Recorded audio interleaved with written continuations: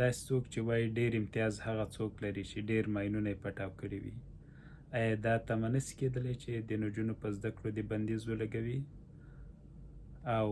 هغه واکمن یا مسلط شوي چې له شپږم ټولګي پورته نجونو باندې د زده کړو بندیز لګولی، آیا هغوی دغه پرېکړه چې پوهنتون ته د نجونو په تګ بندیز لګوي څه حیرانوونکې ده؟ ماته خو ولاکه هېڅ حیرانوونکې ښکاري. خو نن هغو ځوانانو او استادانو ته سلام ده چې د دوی د پرېکړې ننګولو لپاره یې مظاهره وکړه. پوهیږي په دغسې شرایطو کې چې افغانستان کې په یوه ډوډۍ پسې خلک حیران دي او دنده پیدا کول څومره سخت دي، خو بیا هم چې یو استاد پاڅیږي استعفا ورکوي د نجونو د زده کړو په ملاتړ،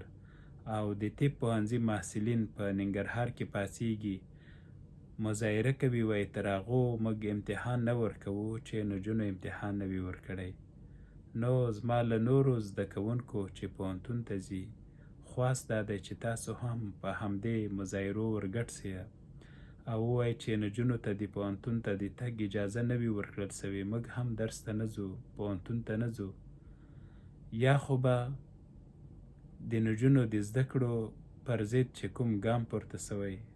له هغه به ډډه وسي او نجونې به زده کړو ته لار پیدا کړي، او یا که یې پیدا نه کړه تاسو له زده کړو بې برخې سوی، باور وکړئ هېڅ تاوان نه کوئ،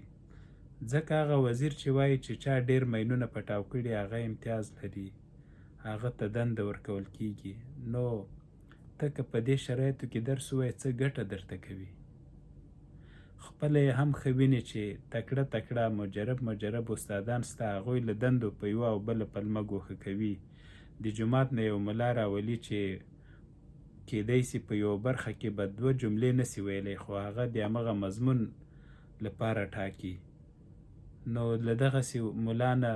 درس زده کول به څه فایده درته وکړي؟ او دا یعنې درواغ خبره نه ده او نه تبلیغ ده. دا څو ورځې مخکې چې د